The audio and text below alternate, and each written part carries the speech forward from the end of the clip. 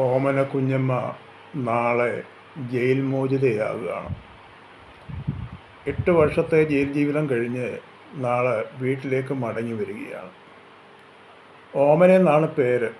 എന്നാൽ ഓമനയുടെ അമ്മയുടെ പേരോട് ചേർത്ത് ഓമന കുഞ്ഞമ്മ, അമ്മയുടെ പേര് കുഞ്ഞമ്മ എന്നായിരുന്നു. അങ്ങനെയാണ് നാട്ടുകാർ ഓമന കുഞ്ഞമ്മ എന്ന് വിളിക്കുന്നത്. ഈ കേസിന് ആസ്പദമാകുന്ന സംഭവം നടന്നിട്ട് 8 വർഷങ്ങൾ കഴിഞ്ഞു. 9 വർഷത്തോളമായി.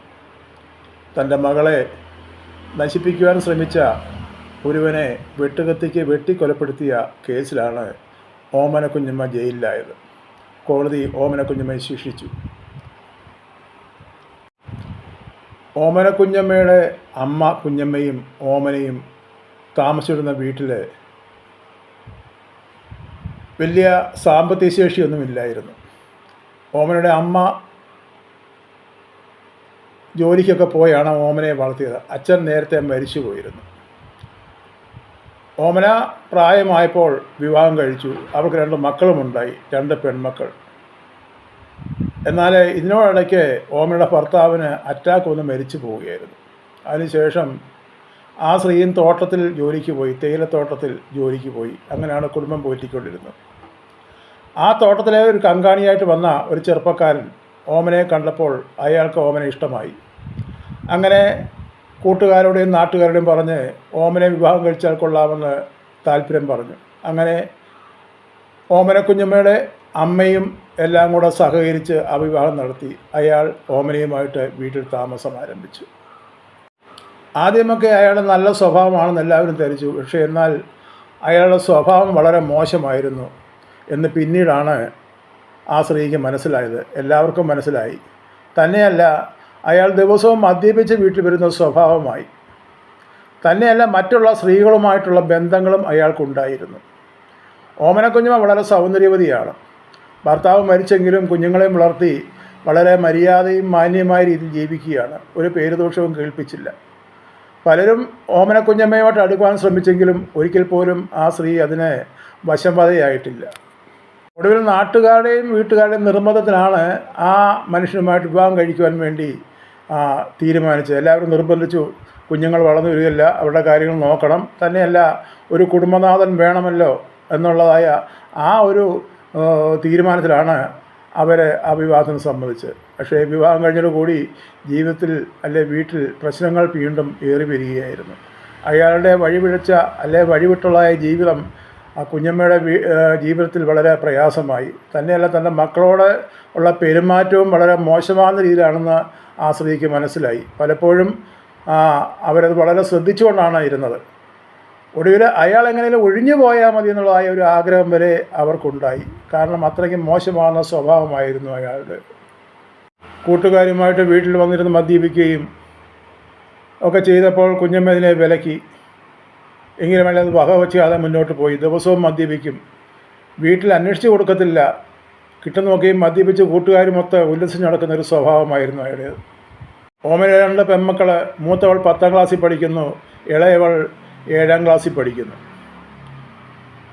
അപ്പോൾ അവരെ വളരെ ശ്രദ്ധയോടാണ് ഓമന നോക്കിക്കൊണ്ടിരുന്നത്. കാരണം തൻ്റെ കൂടെ കൂടിയേക്കുന്ന മനുഷ്യൻ അത്ര സ്വഭാവ ശുദ്ധി ഉള്ളവനല്ലെന്നുള്ള മനസ്സിലായി കഴിഞ്ഞു. പലപ്പോഴും അയാളുടെ നോട്ടവും ഭാവവും കണ്ടു കഴിഞ്ഞപ്പോൾ ഓമനയ്ക്കും വളരെ പ്രയാസമുണ്ടായി. തങ്ങളുടെ മക്കളുടെ മേലൊരു കണ്ണ് വേണമെന്ന് എപ്പോഴും അവൾ ചിന്തിച്ചു.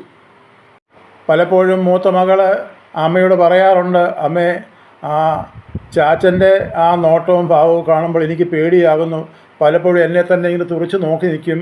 ചിലപ്പോൾ എന്നോട് വേണ്ടാത്ത രീതിയിലൊക്കെ സംസാരിക്കുന്നുണ്ട്. എനിക്ക് വളരെ പേടിയാണെന്ന് ഓമനയോട് ഈ മകൾ പറയാറുണ്ടായിരുന്നു.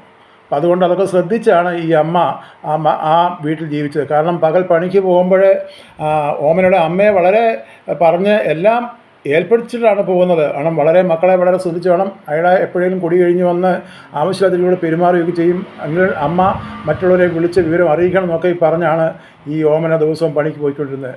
തൻ്റെ മക്കളെക്കുറിച്ചുള്ള ആവലാതിയും ആ പേടിയും ആ ഭയവും മനസ്സിൽ ഒരു വല്ലാത്ത അവസ്ഥയിലേക്കാണ് ഓമന ഓരോ ദിവസം തള്ളി വിട്ടുകൊണ്ടിരുന്നത്. അന്ന് ഞായറാഴ്ചയായിരുന്നു. അന്ന് തേയിലത്തോട്ടത്തിൽ പണിയില്ല. രാവിലെ ഓമനയുടെ അമ്മയും ഇളയ മകളും കൂടെ പള്ളിയിലേക്ക് പോയി. മൂത്ത മക്കൾക്ക് അന്ന് തലവേദനയായിരുന്നു. അപ്പം പറഞ്ഞു, ഞാനിന്ന് പള്ളിയിൽ പോകുന്നില്ല അമ്മേ.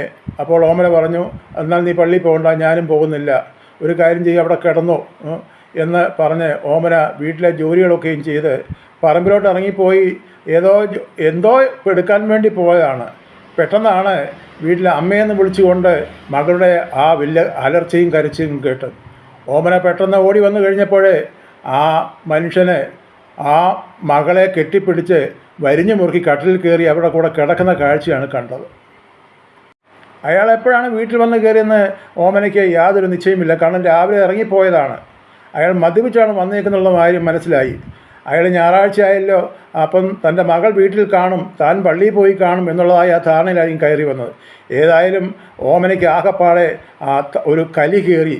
എന്ത് ചെയ്യണമെന്നൊരു നിശ്ചയമില്ലാതെ എൻ്റെ മകളെ വിടുമെന്നും പറഞ്ഞ് അവരെ പിടിച്ചു മാറ്റി. അപ്പോൾ ആ മനുഷ്യൻ ആ ഓമനെ പിടിച്ചു തള്ളി, എന്നിട്ട് മകളെ പിടിച്ച് തൻ്റെ നെഞ്ചോട് ചേർക്കുകയായിരുന്നു. അവിടെ നിന്ന് വീണെടുത്തുനിന്ന് എഴുന്നേറ്റ് വന്ന ഓമന ഒന്നും നോക്കില്ല, അടുക്കളയിൽ ചെന്ന് കയ്യിൽ കിട്ടിയ വാക്കത്തിയാണ്.